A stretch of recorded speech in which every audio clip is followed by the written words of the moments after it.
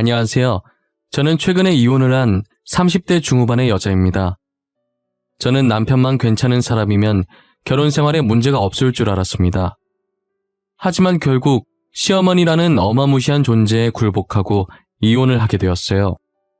지금 생각해보니 그냥 남편을 봐서라도 참을 걸 그랬나 싶고 제가 예민했나 싶기도 해요.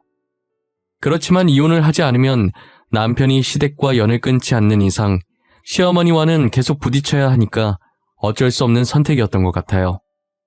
저희 시어머니는 정말 허영심으로 똘똘 뭉쳐있는 분이었어요.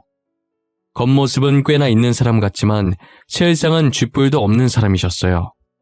일단 제 이야기부터 시작해볼게요.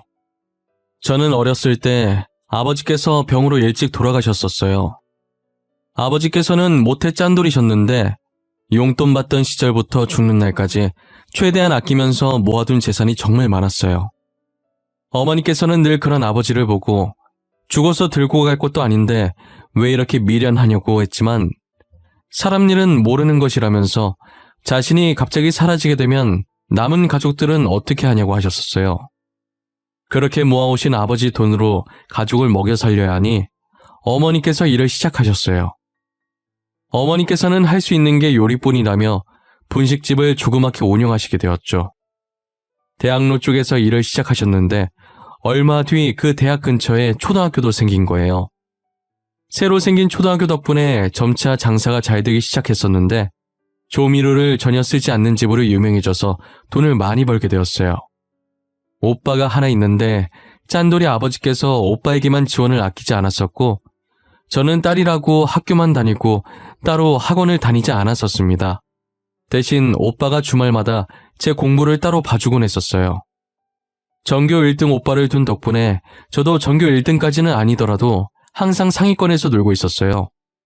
대학도 나름 알아주는 4년제에 입학을 하게 되었답니다. 어머니께서는 그런 제가 기특하다며 가게를 운영하시면서 아버지께서 못해줬던 것 이제라도 해주겠다며 등록금을 지원해 주셨어요. 저는 고등학생 때부터 패션에 관심이 많았어서 패션 디자인 학과를 나왔어요.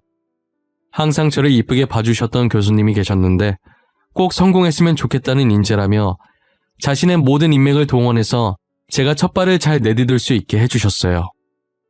현재는 주얼리를 전문적으로 하면서 가끔 옷들도 외주를 받고 있어요. 제가 평소에는 안 그런데 업무에 있어서는 완벽주의자라 되게 까다롭고 엄격하지만 그만큼 일처리가 깔끔하니 다른 기업들이 좋아해 주시고 외주가 많이 들어오는 편이었어요. 동기들은 조금만 관심 받아도 더 유명해지고 싶어서 인터뷰가 들어오면 무조건 하더라고요. 저는 동기들 중에 제가 제일 유명했지만 얼굴이 알려지는 걸 별로 좋아하지 않는 성격이라 인터뷰가 들어와도 항상 거절하기 바빴어요. 괜히 구설수에 올라가는 게 싫어서 다른 사람들과 친목도 잘하지 않았었어요. 그래서 아는 사람들만 아는 디자이너로 업계에 유명했었죠. 친목을 하지 않는다고 해서 집에만 있는 건 아니었어요. 제가 혼자서 전시회 가는 걸 엄청 좋아했었거든요. 저는 사진 전시회보다 그림 전시회를 가는 것을 좋아했어요. 또 유별나서 유명한 화가보다는 이제 막 그림을 시작한 화가의 전시회만 다녔었어요. 저는 어김없이 신인 화가의 전시회에 갔고 한 그림을 보고 되게 감명을 받아서 자리 이동도 하지 않은 채 한동안 그 그림만 쳐다보고 있었던 것 같아요.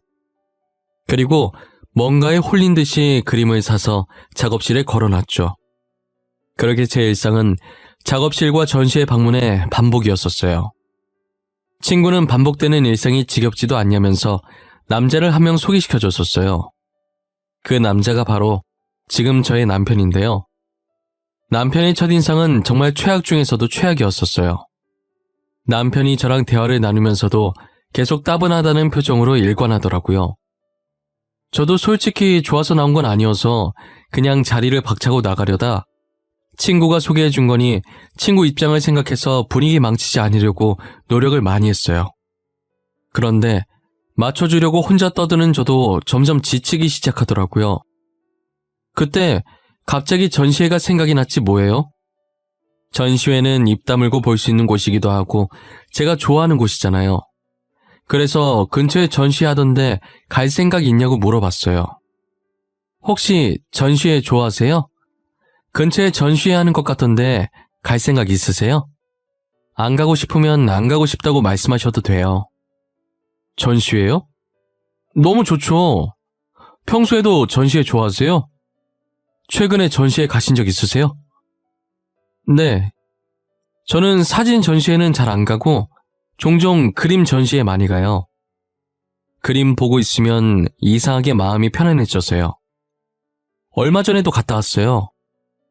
저도 그림 보면 마음이 편안해져서 심란할 때 전시회 가는데 주로 어떤 화가 전시회에 자주 가세요?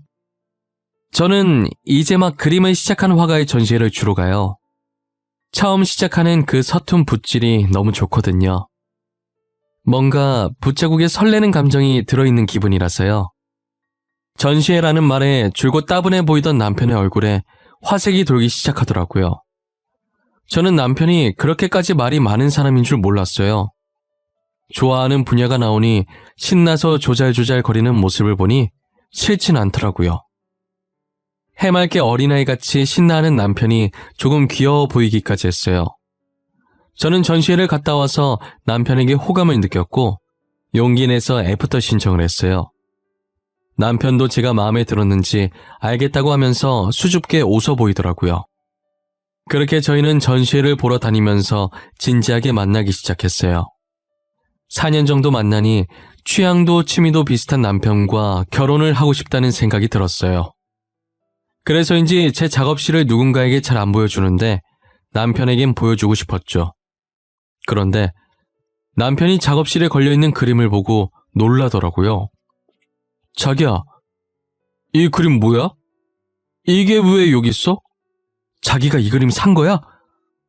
어떻게 이게 여기 있을 수가 있지? 그거? 자기랑 만나기 전에 혼자서 전시회 갔을 때 샀었어. 근데 그게 왜? 이쁘지 않아? 내가 저 그림을 딱 보는데 마음이 뭉클하다고 해야 하나? 이상한 감정이 들더라고. 저 그림 내 그림인데? 나 전시회 3번 정도 하고 그림 접었었거든. 이때까지 이 그림 말곤 팔린 적이 없어서 도대체 누가 산 건지 너무 궁금했는데 그게 자기라니. 아, 진짜? 진짜 신기하다. 어떻게 이런 우연이 있지? 근데 왜 그만뒀어? 다시 시작해봐. 난 자기 그림 좋은 것 같아. 가끔 작업하다 힘들 때 저 그림 보고 있으면 편안해지던데? 정말? 내가 다시 해도 될까? 근데 다시 하기엔 너무 늦은 거 아니야? 그냥 다니던 회사나 잘 다닐래. 자기 말고는 내 그림에 아무도 관심이 없을 것 같아. 아니야. 아직 안 늦었어. 우리 다시 해보자. 내가 옆에서 열심히 응원해줄게. 난 자기가 꼭 해낼 수 있을 거라고 생각해. 처음엔 늦은 것 같다고 안 하려고 하던 남편이 제가 옆에서 계속 응원을 해주니 다시 붓을 잡더라고요. 붓을 놓은 지 오래된 만큼 다시 시작하는 게 저희 생각보다 쉬운 건 아니었어요. 그래도 이번에 남편이 마음을 굳게 먹은 건지 끝까지 포기하지 않았어요. 저는 남편이 능력이 있고 없고를 떠나서 인품이 너무 좋은 사람이라 결혼하고 싶었어요. 제가 결혼하자고 하자 남편이 계속 고민을 하길래 미래 일은 나중에 생각하자고 당신이 돈 못 벌어도 내가 벌면 된다고 결혼을 밀어붙였어요. 저는 인사를 드리러 과일 바구니와 한우 세트를 들고 남편의 집에 방문했어요. 제가 남편에게 주얼리 디자이너라고만 하고 구체적인 얘기는 하지 않았었거든요. 그래서인지 시어머니께서는 제 직업을 마음에 들어 하지 않으셨어요. 그래, 아들한테 얘기 많이 들었어. 대충 주얼리 그림 그려서 파는 일을 한다고 하던데 맞니? 우리 아들 화가야. 지금은 저러고 있어도 곧 전시회하고 유명해질 거라고. 근데 넌 고작 주얼리 그림 판다고? 어머님, 고작 주얼리 그림 파는 사람이 아니고요. 정확한 직업 명칭은 주얼리 디자이너입니다. 먹고 사는 게 걱정이시라면 크게 걱정하실 필요가 없으실 것 같아요. 둘이 먹고 살 정도는 벌어요. 그래 뭐 그건 그렇다 치고 아버지도 없이 홀어머니에 떡볶이 장사를 한다고? 집안이 튼튼해야 걱정 없이 장가를 보내든지 할 텐데 이게 영 시원치 않은 집안이네. 저희 둘이 좋아서 결혼하는 건데 집안이 무슨 상관인지 모르겠어요. 둘이서 안 굶고 입에 풀칠할 수만 있으면 되는 거 아닐까요? 어째 한마디도 안 지려고 하는구나. 그래, 자존심이라도 있어야지. 일단 우리 아들이 좋다고 하니까 결혼은 허락하마. 혼수는 내가 정해서 리스트 보내줘도 되겠니? 어찌저찌 결혼을 승낙받고 집은 시어머니께서 해주신다고 하시길래 제가 혼수를 해가기로 했어요. 그리고 저희 집에 인사를 갔는데 저희 어머니는 제가 좋으면 된 거라고 흔쾌히 허락해 주셨죠. 저희 둘은 결혼하고 정말 누구보다 행복했어요. 결혼하고 보니 남편은 제가 알고 있던 것보다 훨씬 더 좋은 사람이더라고요. 연애하던 시절보다 더 저를 아껴주고 사랑해 주었어요. 하지만 시어머니 때문에 저희 결혼 생활이 조금씩 삐그덕거리기 시작했죠. 시어머니께서는 자신의 친구들과 비교하면서 계속 겉모습에 치장을 하려고 하셨어요. 저는 초반에 제가 디자인한 주얼리들을 시어머니께 몇 번 선물로 해드린 적이 있어요. 그런데 시어머니께서는 제가 준 선물을 화장대에 아무렇게나 올려둔 채 잘 안 끼고 다니셨죠. 진짜 어쩌다 가끔 한 번씩 끼시곤 하셨어요. 저희가 원래 결혼할 때 돈 관리와 부모님 챙기는 건 각자 하는 걸로 합의 봤었거든요. 그래서 제가 잘 보이려고 초반에 선물로 좀 해드리다가 시간이 흐르면서 안 해줬었어요. 어차피 선물로 만들어서 드려봤자 아무렇게나 던져두고 잘 안 하시니까요. 시어머니께서는 값비싼 제품을 알아서 잘 사고 다니시길래 본인 돈으로 사는 건가 했죠. 결혼할 때 집도 바로 해주신 분이니 당연히 돈이 많은 집안이라고 생각했어요. 그런데 남편이 갑자기 월급 받으면 주겠다고 하면서 제게 돈을 빌리는 거예요.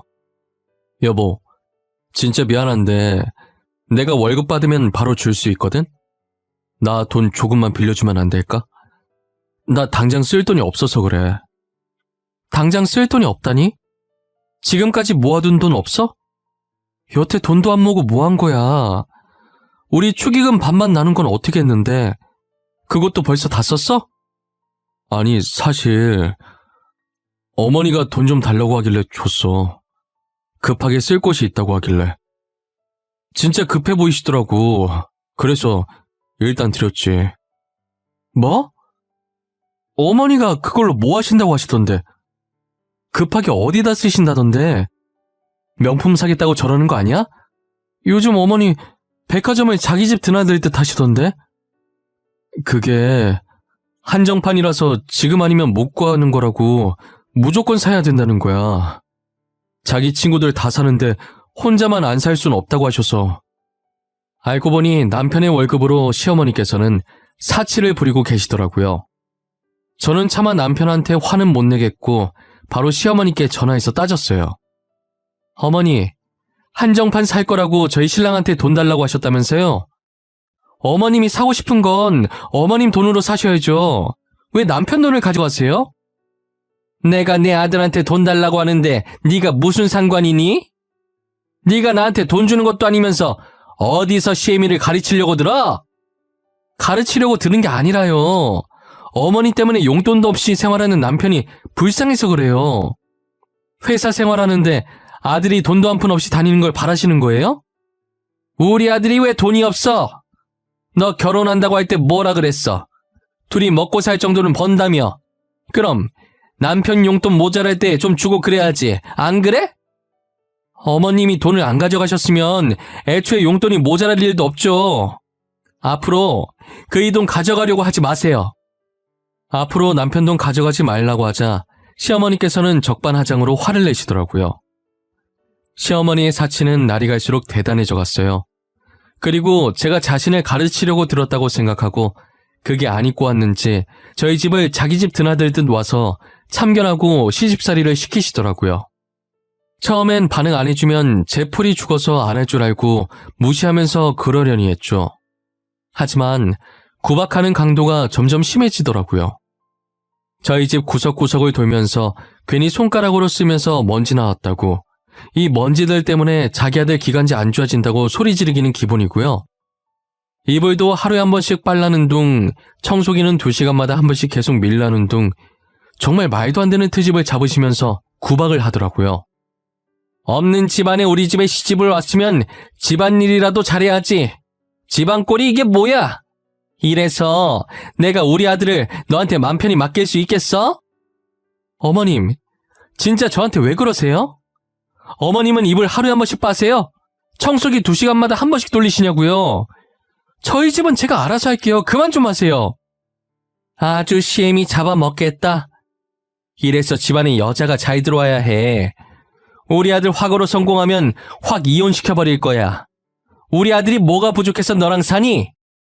아, 그러세요? 그럼 지금 이혼해드릴까요? 그럼 됐죠? 언제 화거로 뜰진 모르겠지만 혼자서 열심히 화거로 키워보세요. 저는 시어머니께 소리를 지르고 바로 짐을 싸서 그대로 친정집으로 갔어요. 남편에게는 이혼하겠다고 문자만 남기고 폰을 꺼놨습니다. 친정집에 도착하자마자 어머니한테 하소연을 하기 시작했어요. 마침 친정에 오빠네도 와 있더라고요. 엄마, 나 더 이상 못 살겠어. 이혼할 거야. 그런 줄 알아. 아니, 자기들이 있으면 얼마나 있는 집안이라고 저렇게 난리야? 왜? 무슨 일이야? 연서방이랑 싸웠어? 자기들 있는 집안이라고 무시해? 엄마 숨 넘어가기 전에 빨리 말해봐. 무슨 일인데? 아니, 어머님이 명품 사겠다고 남편이 모아둔 돈을 다 가져간 거야. 자기 돈으로 사지 왜 남편 돈으로 사냐고 한마디 했더니 별 트집을 다 잡으면서 구박하잖아. 뭐? 그 여편네 미친 거 아니야? 감히 우리 귀한 딸을 괴롭혀? 나도 아직 집안일을 안 시켜봤는데 자기가 뭐라고 구박을 해? 그래서 시어머니한테 소리 지르고 짐 싸서 나왔어. 아니, 엄마 떡볶이 장사하는 걸로 더럽게 뭐라 하더라니까? 지네는 잘나면 얼마나 잘났다고. 역시 내 동생. 칼 같은 건 알아줘야 한다니까. 아마 시어머니한테 소리 지르고 집 나온 며느리는 너밖에 없을 거다. 한창 친정에서 열내고 있는데 누군가 배를 누르더라고요. 어머니가 택배인 것 같다고 나갔는데 시어머니가 서 계셨어요. 사돈이 여긴 어쩐 일이세요? 더 이상 여기 올 일 없으신 걸로 알고 있는데 불난 집에 부채질 하러 오신 거면 그냥 돌아가 주시겠어요? 며느리가 누구 닮아서 그렇게 싸가지가 없나 했더니 사돈을 닮은 것 같네요. 이 집안은 가진 게 자존심밖에 없으신가 봐요. 사돈께서 얼마나 부자인지는 모르겠는데 아무리 있는 집 사람이라도 사람을 이렇게 무시하면 안 되는 거죠. 경우가 너무 없으시네요. 제가 시비를 걸려고 온 건 아니고요. 확실히 이혼을 하는 건지 확인하려고 왔습니다. 장차 유명한 화가가 될 저희 아들이랑 이혼을 하겠다고 하니 기가 차서요. 이혼 얘기를 해도 저희가 해야 하지 않나요? 이혼 얘기를 누가 하든 뭐가 중요한가요? 없는 집 사람이면 이혼 얘기도 먼저 못합니까? 잘 살든 못 살든 안 맞으면 이혼하는 거죠. 고작 귀걸이 목걸이 그림 그려서 파는 애가 우리 아들이랑 이혼한다니 너무 웃겨서 그러죠. 우리 아들이야 금방 재혼할 수 있겠지만 며느리는 데려간 남자가 저희 아들밖에 없지 않을까 하는 걱정스러운 마음에. 시어머니는 친정에 와서는 어머니께 으름장을 놓기 시작하더라고요. 원래 저희 새언니가 나서는 걸 별로 안 좋아하는데 가만히 듣고만 있다가 입을 떼더라고요. 저기 어른분들 말씀 중에 끼어들어서 정말 죄송하지만 지금 저희 아가씨가 끼고 있는 귀걸이가 얼마짜린지 아세요? 이거 아가씨가 직접 디자인한 귀걸이인데 뭐 귀걸이가 비싸봐야 5만 원 안쪽이지 않나? 금은방 가서 비싸봐야 50만 원이던데. 그리고 길거리에 저런 디자인 널리고 널린 것 같더만 뭘. 길거리 귀걸이랑 비교하시면 안 될 텐데. 아가씨가 디자인한 귀걸이들 기본 1,000만 원이에요. 지금 차고 있는 귀걸이는 다이아가 들어가 있어서 억 단위고요. 뭐? 억? 저 조그만한 귀걸이가 억이라고? 내가 잘 모른다고 지금 거짓말 치는 거 아니야? 아가씨가 얼굴이 안 알려져서 그렇지 패션 디자인 업계에서는 꽤나 알아주는 사람이에요. 다들 아가씨 디자인 받으려고 줄 서는 거 모르시죠? 새언니는 표정 하나 안 바뀌고 침착하게 시어머니께 말을 이어나갔어요. 시어머니는 귀걸이 가격을 듣고 입을 있는 대로 벌려서 놀라시더라고요. 그리고 저희 어머님 떡볶이 장사하시는 걸로도 뭐라고 하셨다던데 장사한다고 못 사는 거 아니에요. 그 건물이 2층짜리 작은 건물이긴 해도 저희 어머님 건물이고 1층에 원룸 3개 있는 거 월세 받고 사세요. 새아가, 너는 집안이 잘 살면 잘 산다고 나한테 말을 해줬어야지. 제일 중요한 얘기를 빼면 어쩌자는 거야? 결혼은 둘이 좋아서 하는 건데 굳이 제 집안을 말할 필요가 있나요? 둘이서 잘 먹고 잘 사면 되는 거 아니냐고 결혼 전에도 제가 말했던 것 같은데요. 시어머니는 새언니의 말을 듣고 얼빠진 상태로 있었다가 정신이 든 건지 안색이 안 좋아졌어요. 저희 집에 냉기가 도는 와중에 남편이 문자를 받고 뒤늦게 헐레벌떡 친정으로 들어왔어요. 그리고는 오자마자 시어머니를 붙잡고 무조건 잘못했다고 빌라고 하더라고요. 엄마, 내가 엄마 일칠 줄 알았어. 당장 잘못했다고 그래. 무조건 잘못했다고 하라고. 진짜 아들 이혼당하는 꼴 보고 싶어서 그래? 내가 하지 말라고 그랬잖아. 너 알았어? 새아가 집안이 어떤 집안인지 알고 있었냐고. 너도 알면서 나한테 말 안 한 거야? 그게 무슨 소리야. 장모님 집안이 어떤 집안인데. 나 모르는데? 나 한 번도 집사람이랑 집안 얘기한 적 없어. 새아가, 내가 정말 미안했다. 1000번이고 10,000번이고 잘못했어. 그러니 이제 우리랑 같이 집으로 가자. 응? 제가 거길 왜 가요? 혼수는 그냥 제가 버리는 셈 칠 테니까 가지세요. 집도 어머님께서 해주신 건 줄 알았는데 전세였더라고요. 며칠 전에 집주인 왔다 가셨어요. 월세 받을 거라고요. 집은 내가 다시 구해줄게. 그러니 이혼만은 하지 말아줘. 내가 잘못했다, 새아가. 내가 이렇게 비마, 이렇게 빌어도 안 되겠니? 이 불쌍한 늙은이 봐서 안 되겠어? 어차피 이혼할 건데 저한테 빌 필요 없으세요. 그리고 어머님 말처럼 남편은 언제든 재혼할 수 있잖아요. 저는 데려갈 남자 없으니 그냥 편하게 혼자 살려고요. 엄마, 도대체 나 없을 때 뭐라고 한 거야? 여보, 내가 미안해. 내가 대신 이렇게 빌게. 우리 이혼만은 하지 말자. 나 당신 없으면 못 살아. 어? 남편과 시어머니는 거의 울다시피 제 바짓가랑이를 붙잡고 빌었어요. 하지만 두 사람이 아무리 빌어도 저는 이미 이혼하기로 마음먹었어요. 제가 불편한 표정을 짓고 있는 걸 보고 오빠가 나서서 두 사람을 밖으로 내보냈어요. 그 뒤로도 몇 번 찾아왔지만 저는 이혼 서류를 보내는 걸로 대답을 했죠. 아무것도 몰랐던 남편에겐 너무 미안했지만 어쩔 수 없었어요. 저는 허영심만 가득 찬 시어머니를 버틸 자신이 없었거든요. 이제 저희 집안이 어떤지 알았으니 제게 어떻게든 뭐 하나라도 얻어내려고 하시겠죠. 상상만 했는데도 벌써 스트레스를 받을 지경이었어요. 최근 저는 남편과 합의 이혼했고 당분간은 일에만 집중하고 싶어요. 아예 한국 생활을 정리하고 가족들과 함께 해외로 뜰까도 생각을 하고 있습니다. 하지만 어머니께서 아직까지는 장사를 계속하고 싶다고 하셔서 잠시 보류하고 있어요. 어머니께서 제게 너무 미안해 하시길래 괜히 신경 쓰이게 했다고 저는 괜찮으니까 장사하고 싶을 때까지 하라고 말했어요. 지금 엄마 나이가 있으셔서 나중엔 하고 싶어도 못하게 되실 테니까요. 저는 엄마만 행복하시다면 그걸로 됐어요. 저의 이야기는 여기서 마치려고 합니다. 지금까지 저의 이야기를 들어주신 모든 분들에게 감사합니다. 올 겨울 사랑하는 가족들과 따뜻하게 보내시기 바랍니다.